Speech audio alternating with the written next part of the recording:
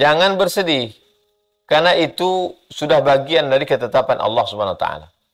Jadi kalau orang beriman, berislam, berkeyakinan, maka dia menjalani hidup ini dengan penuh ketenangan. Ini ilmunya. Pembahasan yang pertama yang kita bahas ini adalah ilmunya. Tapi kalau sekedar ilmu, maka orientalis pun berilmu. Orang-orang barat yang mengkaji Islam itu ilmunya banyak sekali. Maka musibah ini tidak cukup hanya dengan ilmu. Musibah secara etimologi, musibah secara terminologi, definisi musibah. Berapa banyak orang mengerti tapi tidak beramal. Nah, setelah kita kaji tentang ilmu, yang kedua kita masuk pada amal, actionnya. Bagaimana cara menghadapi musibah menurut Al-Quran, sunnah Nabi Muhammad SAW? Ya ayyuhalladzina amanu, orang yang percaya, ista'inu, minta tolonglah kepada Allah, bis-sabri was-salah. Minta tolong kepada Allah dua cara. Yang pertama, bis-sabri, dengan sabar. Sabar artinya menahan. Yang ditahan itu ada tiga. Yang pertama, tahan pikiran, jangan dia kemana-mana.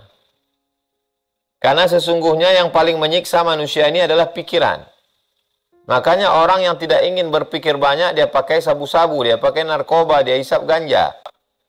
Bapak, Ibu, Abang, Kakak, Adik, semua yang ikut dalam program Hijrah bersama Ustadz Abdul Somad, bil khusus Bang Alvin Firdaus, mudah-mudahan senantiasa diberikan Allah Subhanahu wa taala kesehatan, kekuatan iman dan Islam, sehingga kita bisa bersama dalam kebaikan, istiqomah dalam amal soleh. Tema yang kita bahas malam ini adalah hikmah di balik musibah. A'udzubillahi minasyaitonirrajim. Dalam surat At-Taubah ayat 51. Qul, katakanlah ya Muhammad sallallahu alaihi wasallam. Kalau ayat itu diturunkan untuk Nabi Muhammad sallallahu alaihi wasallam, juga untuk umat Nabi Muhammad sallallahu alaihi wasallam. Bacalah Al-Qur'an itu seakan-akan dia diturunkan kepada kita. Qul, katakanlah wahai Abdul Somad, kalau saya yang membacanya. Qul, katakanlah wahai Bang Alvin Firdaus, ketika Al-Quran itu dibaca oleh seorang bernama Alvin Firdaus. Qul, katakanlah, lan yusibana illa ma kataballahu lana. Tidak ada satupun musibah yang menimpa kecuali sudah dituliskan di Lauhil Mahfuz. Ini keyakinan dalam hati setiap mukmin. Apapun yang menimpa dirinya, qul, katakanlah, lan, kalau la tidak, kalau lan tidak akan, sekali-kali tidak. Qul, katakanlah, lan yusibana, tidak ada satupun yang menimpa musibah illa ma kataballahu lana, kecuali sudah ditetapkan Allah Subhanahu wa taala. Makna ketetapan sudah dituliskan di Lauhil Mahfuz. Lauh artinya papan, mahfuz terjaga, terpelihara. Papan besar, tempat takdir nasib yang sudah terjaga, terpelihara, dijaga oleh para malaikat. Qul, katakanlah, lan yusibana illa ma kataballahu lana huwa maulana. Yang bisa menolong kita hanya Allah Subhanahu wa taala. Maulana, ya Maulana, engkau yang menolong kami, penolong kami. Anta maulana wa 'alallahi falyatawakkalul mu'minun. Hanya kepada Allah sajalah orang-orang yang beriman itu bertawakal. Ada 5 pelajaran dari ayat surat At-Taubah 51 ini. Yang pertama, qul, katakanlah. Bahwa ini bukan ucapan Nabi Muhammad SAW. Ini dari Allah, ditujukan kepada Nabi Muhammad SAW. Nabi Muhammad menyampaikannya kepada kita. Katakanlah kepada engkau yang rumahnya terbakar. Katakanlah wahai engkau yang kena tsunami. Katakanlah kepada engkau wahai orang yang kena gempa bumi. Lan yusibana, tidak ada satupun musibah yang menimpa kita.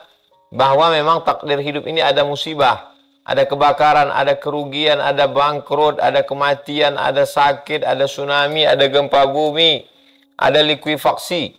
La yusibana itiga illa ma kataballahu lana, tapi semua yang menimpa kita itu sudah dituliskan, ditetapkan Allah Subhanahu wa taala di Lauhil Mahfuz sebelum Allah menciptakan langit dan bumi. Berapa lama? Innallaha katabal maqadir, dalam hadis dijelaskan Allah menuliskan takdir khamsin alfasanah, 50.000 tahun qabla an yakhluqas samawati wal ard, sebelum Allah menciptakan langit dan bumi. Sebelum Allah menciptakan langit dan bumi, 50.000 tahun Allah sudah menetapkan Lauhil Mahfuz. Allah bersumpah demi qalam, Nun wal qalami wa ma yasturun. Demi pena yang menulis di Lauhil Mahfuz. Lalu Allah perintahkan kepada qalam itu untuk menulis, wahai qalam, uktub, tulislah. Maka qalam pun menulis bahwa ada yang namanya musibah. Untuk apa? Untuk menguji iman. Huwa maulana, ketika musibah itu datang, tidak ada yang bisa menolong kecuali Allah Subhanahu wa ta'ala.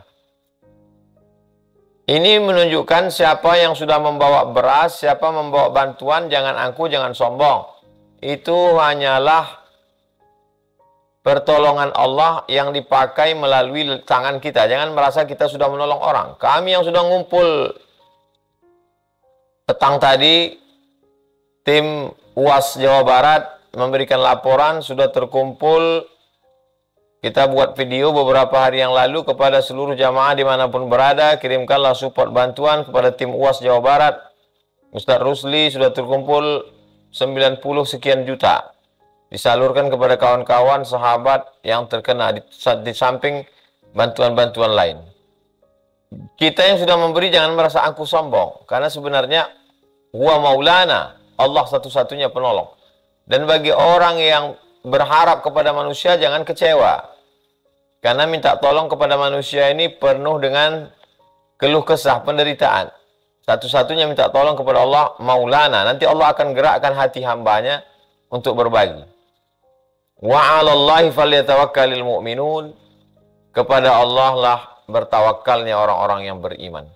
Jadi kalau kita lihat dalam ayat ini, 5 pelajaran bahwa orang yang terkena musibah, dia mesti berserah diri utuh kepada Allah dan bertawakal kepada Allah. Dia serahkan semuanya kepada Allah.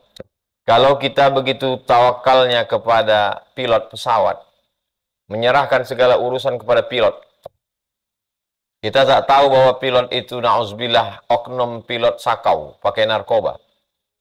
Kita tawakal kepada pilot. Kenapa? Kenapa ketika kita naik pesawat itu begitu tenang, adem, ayam, tentram? Kita tak tahu pilot itu siapa. Kenapa kita ragu tentang hidup? Padahal maha pilot yang mengatur segala alam semesta adalah Allah Subhanahu wa ta'ala. Al-Mudabbir, dia yang maha mengatur.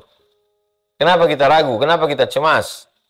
Kalau ada orang cemas, lalu kemudian bertanya kepada pilot, kamu siapa? Sudah berapa kali terbang? Meragukan pilot, berarti meragukan maskapai penerbangan. Bagaimana dengan orang yang ada ragu dalam hatinya? Berarti dia meragukan Allah. Maka dikatakan, wa 'alallahi falyatawakkalul mu'minun. Orang-orang yang betul-betul beriman, percaya, maka kepada Allah saja dia bertawakal. Dia lepasnya semua kepada Allah Subhanahu wa ta'ala. Berikutnya dalam surat Al-Hadid ayat 22. Ma asaba min musibatin, segala musibah yang terjadi fil ardi pada dirimu, bangkrut, sakit, mati. Ma asaba min musibatin fil ardi pada dirimu. Ma asaba min musibatin fil ardi, segala musibah yang terjadi di atas permukaan bumi, kering kerontang, hujan tidak turun, banjir bandang, tsunami, gempa bumi, likuifaksi. Wala fi anfusikum, semua yang terjadi pada dirimu, sakit, demam, batuk, jantung koroner. Ma asaba min musibatin fil ardi wala fi anfusikum illa fi kitabin. Semuanya itu sudah kami tuliskan di kitab, maksudnya di Lauhil Mahfuz. Min qabli an nabra'aha, sebelum kami mewujudkannya di alam nyata, sebelum terjadi di atas dunia, sudah ada di dalam buku perencanaan. Sebelum terjadi action, sudah ada tertulis cantik, indah di buku skenario.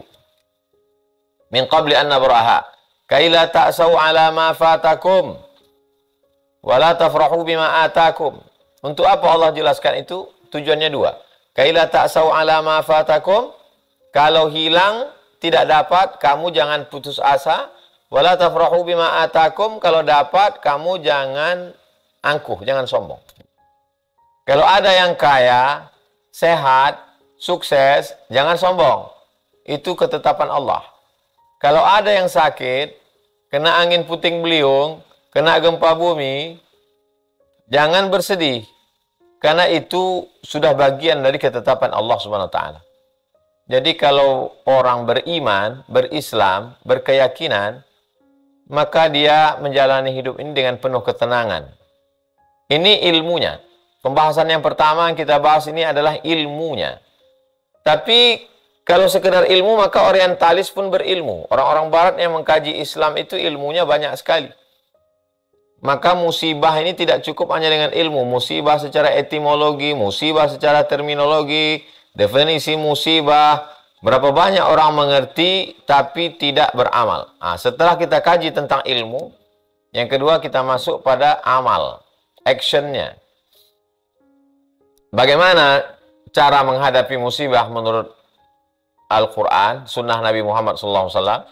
Ya ayyuhalladzina amanu, orang yang percaya, ista'inu, minta tolonglah kepada Allah, bis-sabri was-salah. Minta tolong kepada Allah dua cara. Yang pertama, bis-sabri, dengan sabar. Sabar artinya menahan. Yang ditahan itu ada tiga. Yang pertama, tahan pikiran, jangan dia kemana-mana. Karena sesungguhnya yang paling menyiksa manusia ini adalah pikiran. Makanya orang yang tidak ingin berpikir banyak, dia pakai sabu-sabu, dia pakai narkoba, dia hisap ganja. Supaya pikirannya berhenti, stop. How you can stop your mind? Bagaimana engkau memberhentikan pikiran? Dalam Islam, pikiran tak boleh berhenti. Orang makan obat tidur biar supaya berhenti berpikir. Orang pakai narkoba supaya berhenti berpikir. Dalam Islam, pikiran tidak boleh dihentikan. Dia hanya boleh dialihkan untuk memikirkan yang lain. Memikirkan bahwa ini datang dari Allah, memikirkan ini ujian Allah. Pikiran. Pikiran ditahan. Pikiran jelek, pikiran jahat.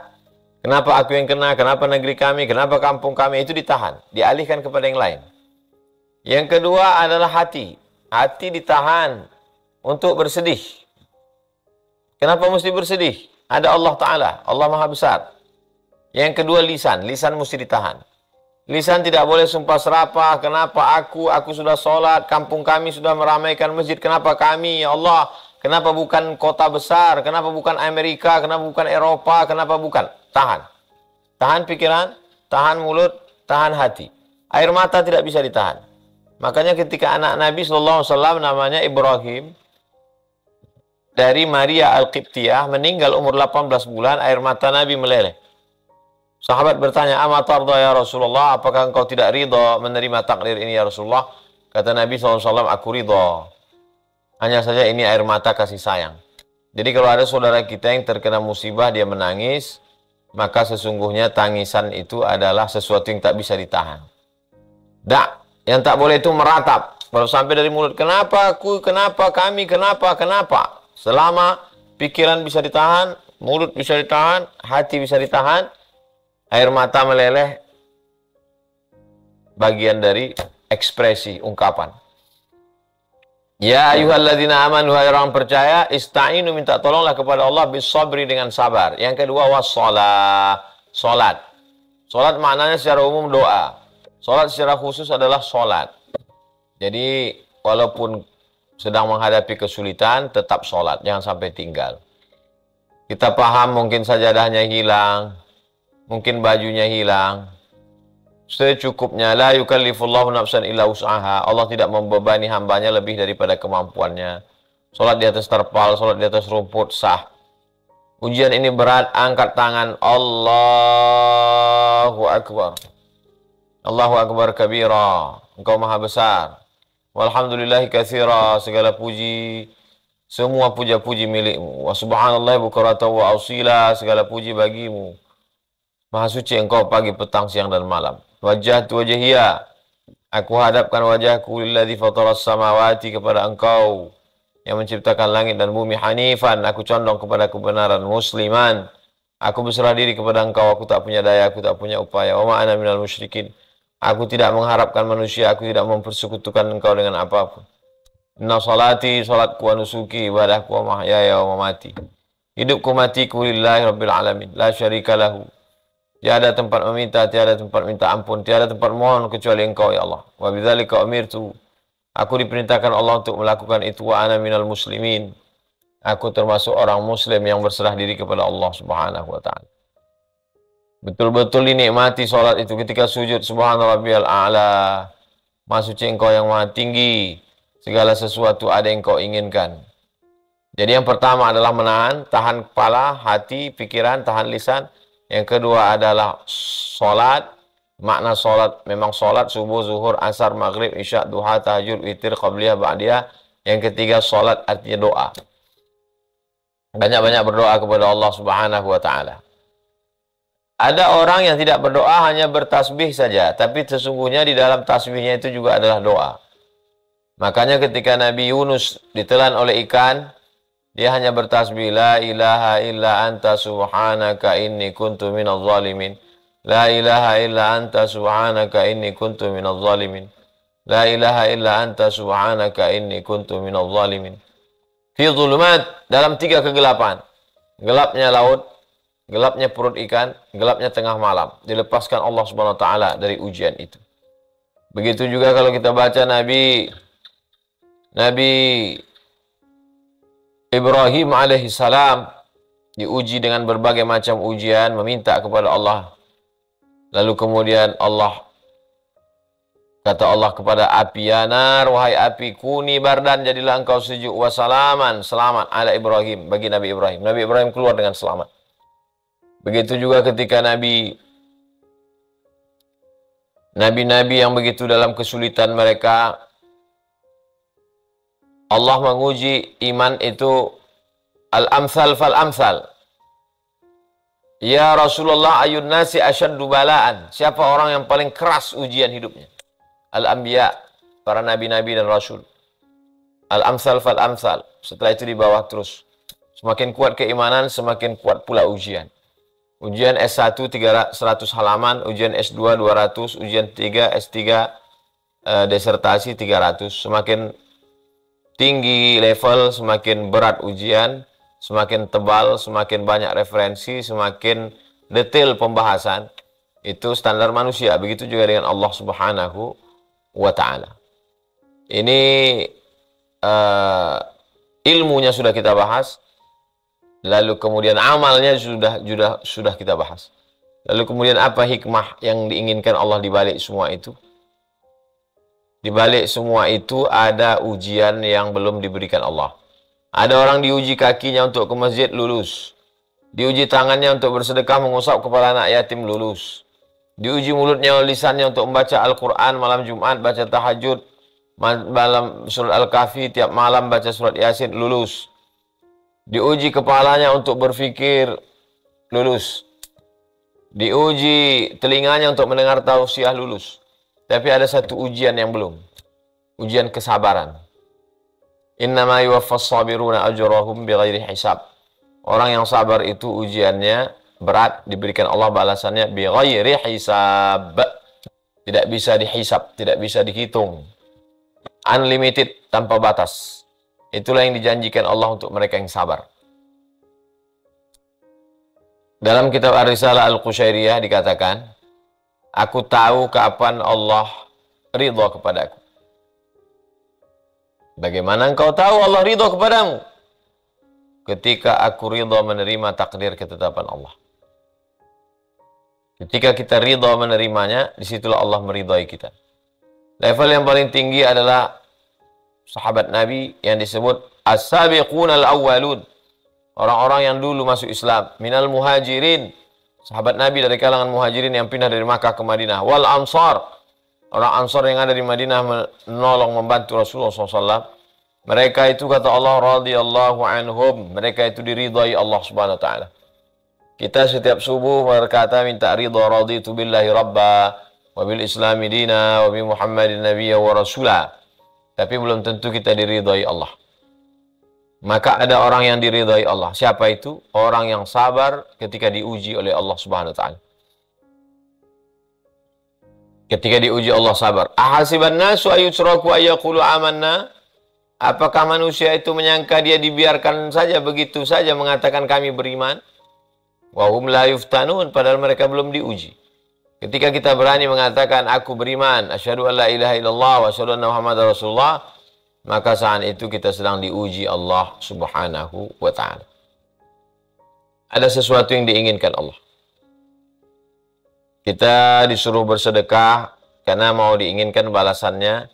Mathalul ladzina yunfiquna amwalahum fi sabilillah kamathali habbah. Orang yang bersedekah seperti menanam satu biji, ambatat sab'a sanabil, tumbuh 7 cabang.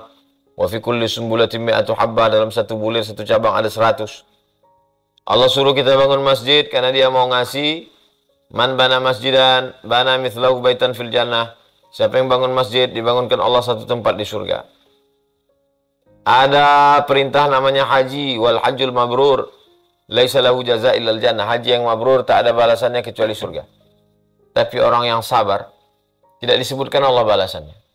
Apa tujuannya? Innama yuwaffas sabiruna ajrahum bighairi hisab. Orang yang sabar itu balasannya bighairi hisab, tidak bisa dihitung. Adatul ibadiyas salihin, aku sediakan untuk hamba-hambaku yang sabar itu. Mala ayunun ra'at, sesuatu yang belum pernah dilihat mata. Wala udhunun sami'at, belum pernah didengar telinga. Wala khatara ala qalbi bashar, belum pernah terlintas di hati manusia, belum pernah terlintas terbetik di pikiran. Itulah balasan yang diberikan Allah Subhanahu wa ta'ala. Tapi di samping semua itu, musibah juga menjadi perenungan tadabbur. Karena ada ayat lain mengatakan, wattaqu fitnatan la tusibanna alladhina zalamu minkum khassah. Takutlah kamu ketika azab itu datang, dia tidak menimpa orang yang zalim, pelaku dosa saja.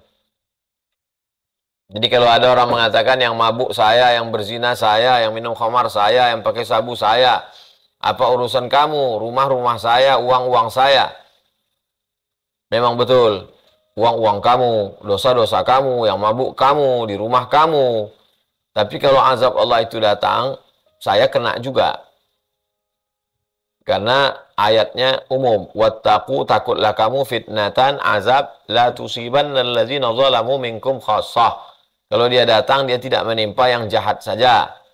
Tsunami itu kalau datang, dia tidak melihat rumah yang pecandu narkoba, pakai ganja, yang mabuk, yang sakau, yang zina, LGBT, tidak. Semuanya rata. Lalu bagaimana di hadapan Allah SWT? Yang pelaku dosa belum sempat bertobat, mati su'ul khatimah. Orang yang pelaku amal soleh sempat bertobat, maka dia, kalau dia kena penyakit wabah, al-mawtunu syahid. Tenggelam juga syahid, tertimpa reruntuhan juga syahid.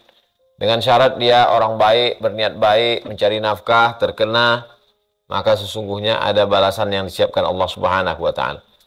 Di samping musibah ini ada hikmah-hikmah, tapi ada juga satu peringatan. La ta'murunna bil ma'ruf, ajak orang buat baik, wa la tanhauna 'anil munkar, larang orang buat munkar. La yushikanna ayyab'atsallahu 'alaikum 'iqaban. Dikhawatirkan Allah menurunkan hukuman. Tsumma tad'unahu, lalu kamu angkat tangan minta kepada Allah. Fala yustajabu lakum, doa kamu tak dikabulkan. Doa tidak dikabulkan karena tidak melakukan amar ma'ruf nahi mungkar. Ada orang yang buat maksiat, diam. Ada orang yang berzina, diam. Ada orang yang makan riba, diam. As-sakitu 'anil haq syaitan akhras, kata Imam Abu Ali Ad-Daqqaq yang dikutip oleh Imam An-Nawawi. Orang yang tidak melakukan amar ma'ruf nahi mungkar, maka sesungguhnya dia dikhawatirkan ketika azab itu turun, summa tad'unahu, lalu kamu berdoa, fala yustajabu lakum, doa kamu tak dikabulkan Allah Subhanahu wa ta'ala. Kuntum khaira ummah. Kuntum khaira ummah, kamu umat yang paling baik. Ta'muruna bil ma'ruf, ajak orang berbuat baik, wa la tanhauna 'anil munkar, larang orang berbuat munkar. Kalau tidak kita lakukan nahi munkar ini, la yushikanna ayyab'atsallahu 'alaikum iqaban. Dikhawatirkan Allah mengirimkan hukuman. Ketika hukuman itu datang, semua tad'unahu, lalu kamu angkat tangan berdoa, ya Rab, angkat. Fala yustajabu lakum, doa kamu tak dikabulkan Allah Subhanahu wa ta'ala.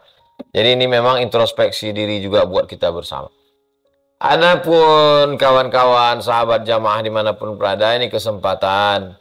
Wallahu fi aunil abdi maka al-abdu fi auni akhi. Allah akan menolong saudaranya selama saudaranya itu mau menolong saudaranya. Jadi kita tolong saudara kita yang ada terkena musibah, bil khusus yang ada di Cianjur, dimanapun berada, supaya kita support sesuai kemampuan kita, pilih lembaga yang amanah, La yukallifullahu nafsan illa wus'aha. Allah tidak membebani lebih dari kemampuan kita masing-masing. Man yassara an mu'sirin, siapa yang memudahkan urusan saudaranya, yassarallahu anhu yaumal qiyamah, dimudahkan Allah pula urusannya pada hari kiamat. Saudara kita yang masih belum dapat tempat tinggal, makanannya, pakaiannya, ini menjadi tanggung jawab kita semua. Tanggung jawab sebagai umat, tanggung jawab sebagai bangsa Indonesia. Mudah-mudahan bangsa kita bisa melewati ini semua insya Allah. Lebih kurang 30 menit saya sampaikan materi. Selanjutnya saya kembalikan ke Bang Alvin